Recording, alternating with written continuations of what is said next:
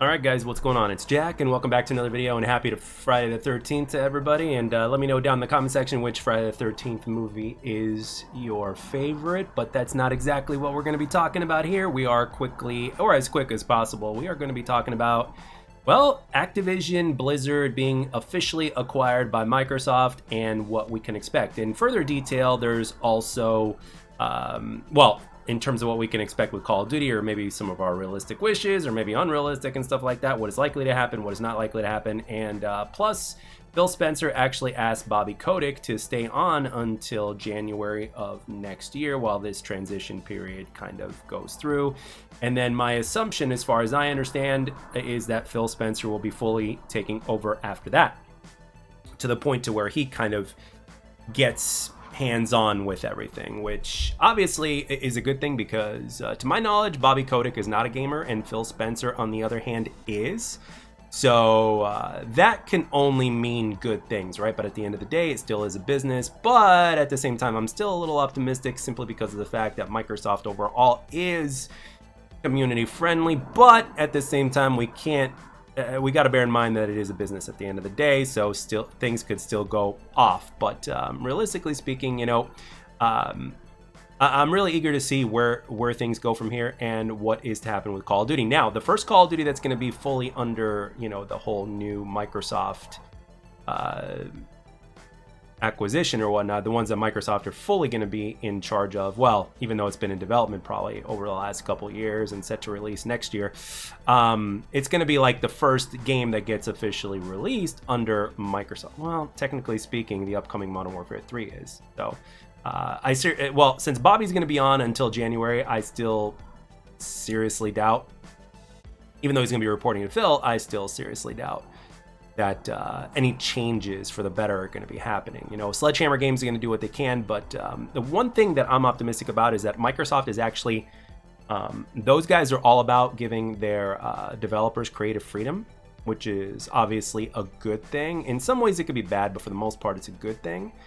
So we're finally going to be able to see now, well, hopefully they're qualified, but we're going to be able to see, Treyarch, Infinity Ward, and Sledgehammer Games kind of give us even more of a difference in terms of the Call of Duty titles. Because when you look at, for instance, Vanguard, or even this new Modern Warfare 3, there's a lot of similarities with previous Call of Duty games. Like, for instance, Vanguard was very similar to Modern Warfare 2019.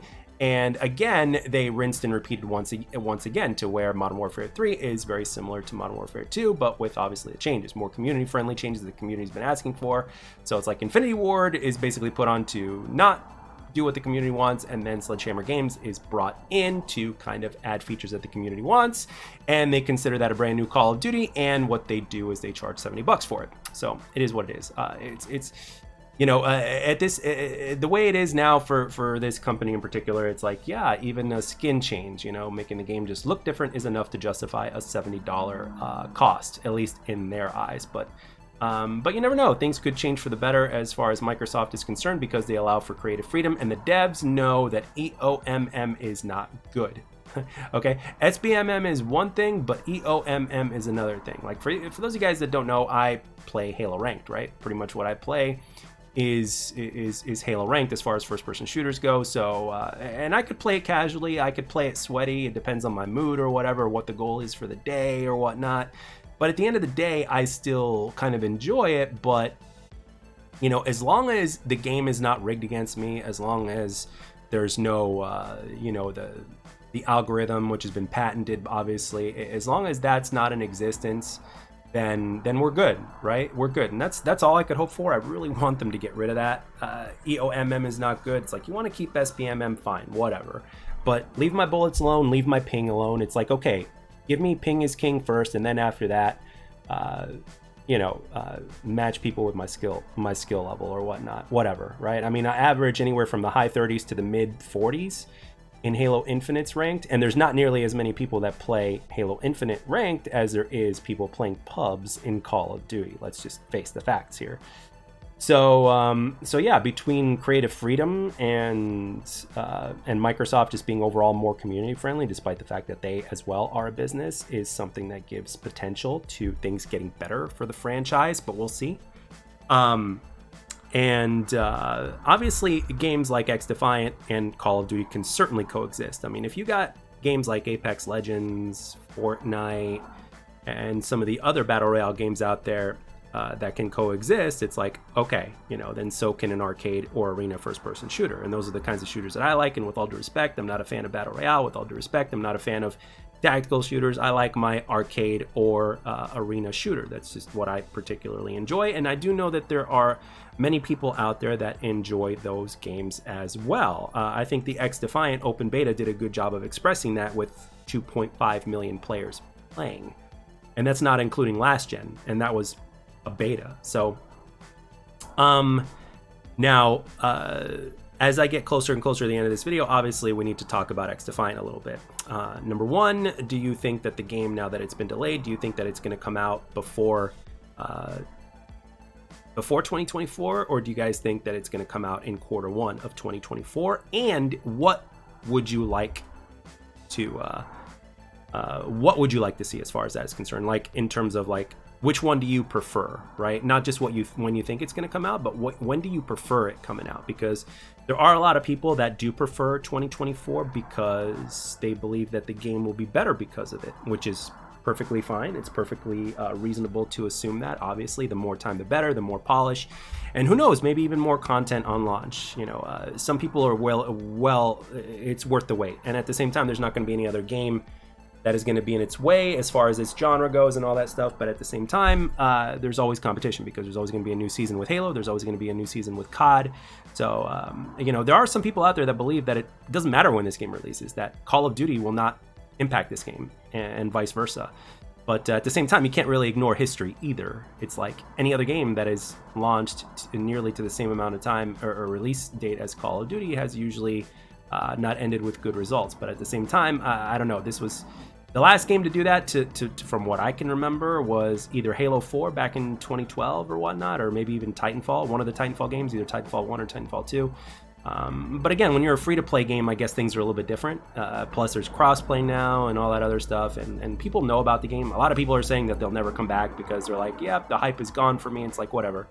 But like I said, I think those people will be back eventually, especially when you start hearing good things about the game. And that's one of the things about X Defiant that makes it different, other than the fact that it's free to play and no SBMM and all that stuff, is that the game is aimed to not only have a solid launch, by developers that know what they're doing, but also that the game is going to consistently get better, and we're going to get more content with time as well. So we'll see. We will see what's going to happen with X Defiant. I'm hoping for the best, and I'm just happy at this point that we're getting another arcade shooter out there on the market that is not Call of Duty, because Call of Duty has gone in a direction to where I particularly don't, I don't want to play it, respectfully speaking. I do acknowledge, though, that Modern Warfare 3 is better than Modern Warfare 2022, which is a good thing. But at the same time, to put it shortly, to make it very basic and short and sweet, in my humble opinion, it's not saying much. I know for some other people that it's a big deal for them, and that's great. If you enjoy it, if you like it, if it's making the difference for you, then hey, have fun with it. Have fun with it, and I hope you have a great time, and I hope you have a lot of good memories with the game when it's all said and done. But that's not the case for everybody, and I just happen to be one of those people. So, and I want these franchises to coexist, and I want both franchises to hopefully spawn new franchises by new developers that give new twists to the genre, as well as the fact that I just want things done right, to where the fans could actually be happy. So, and all it really takes is a few adjustments. Like, for instance, if they removed EOMM, for instance, that would make Modern Warfare 3 an even better game. You know what I mean? An even better game. And they really, I can make a whole other video talking about that, but I'm not going to do that. This is not a Call of Duty channel anymore. And again, the only way that it will be again, or a multi-arcade first-person shooter type of channel, is if things kind of improve. But until then, it's just like, just gonna talk very basic things about it. But at the end of the day, we got to talk, we also got to talk about X Defiant, and we got to criticize that game as well. So that way, with the developers, for instance, if there's something that they do that we don't approve, we got to make our voices heard with that. And trust me when I tell you, if there's something I don't like, I will definitely be making videos about it, saying, hey, this is not good. Kind of like the fact that a streamer that I believe told me that they beefed up the aim assist in this recent test session for XDefiant. So, and I'm a controller player, and I'm not a fan of that. I think aim assist in the open beta was just fine. In the closed beta, it was fine as well, except it was inconsistent because sometimes it would just disappear out of nowhere. But in the open beta, it was better. So I do not want aim assist to be strong. I want there to be a skill gap, and it doesn't matter whether it's ranked or pubs. The skill gap always needs to be there. The better player, the person who has better aim, should be the one to come out on top. And one of the reasons that I stay away from COD now is because they've beefed up the aim assist, to where the game is just doing so much of the work for you. So it is what it is. So but with that being said, I'm pretty much going to end it here. Let me know what you guys think of this whole Activision Blizzard merger. Bobby Kotick is obviously going to be gone. He's going to stay on until January, and then after that he's going to be gone, along with the $400 million reward for leaving. So yeah, let me know what you guys think. Do you guys believe that Activision Blizzard and the franchises within it are in better hands with Microsoft, or do you think that they're not, or is it just a mixed bag for you to where you're just going to have to wait and find out and see how things play out? Because that's me. I'm just going to wait and see how things play out. Things could get better, but at the same time, things could either just be the same and under a different umbrella of a company, and at the same time, things could also, realistically speaking, they could get worse. But let's hope not. Let's hope not. All I know is that Game Pass's value has just increased, which is a good thing. And I think a lot of older Call of Duty titles are going to get an influx of players, which is a good thing. But another thing that needs to be addressed is the cheating. And we're not just talking about Modern Warfare 3, because the beta is loaded with them, but we're talking about the older Call of Duties as well. And we're also talking about XDefiant, because XDefiant could be literally destroyed by the whole cheating situation. And speaking of which, as I get to the end of this video, why don't these guys send cease and desist to all these, to these cheat developers or whatnot? Why don't they send a cease and desist? And again, speaking of cease and desist, if Microsoft was in charge of Call of Duty, I think that there was a decent chance that they may not have sent a cease and desist to guys that are creating, let's say, SM Squared. They would have basically said, hey, come work with us. Probably. I mean, you guys know what they did with Psychonauts 2, right? Which is an amazing platformer, by the way. I highly recommend everybody play it. Is basically Psychonauts 2, they ran out of money or something like that, and they had great developers and stuff like that, but they ran out of money, and there was a problem with that aspect. And Microsoft stepped in, and they're like, hey, you guys take all the time you need, we'll give you the money that you need, make a great game. And they did, and it got nominated for Game of the Year. Unfortunately, it didn't win, and it didn't win actually anything at all, despite all that. But the game is incredible. If you look at reviews by content creators about Psychonauts 2,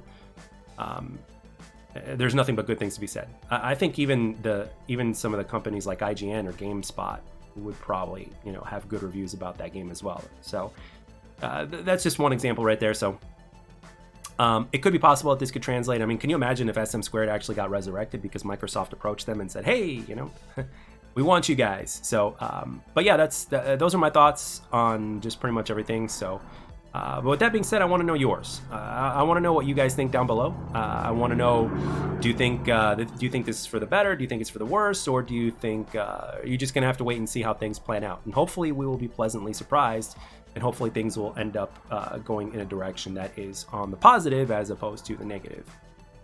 Because I think a lot of Call of Duty fans, as well as people that have been sticking around with Microsoft, could also use a little bit of a boost, in which they are about to get. So anyway, thank you all very much for watching and or listening. I hope you guys have a great day. I hope you guys have a great weekend, and I'll catch you guys on the next one.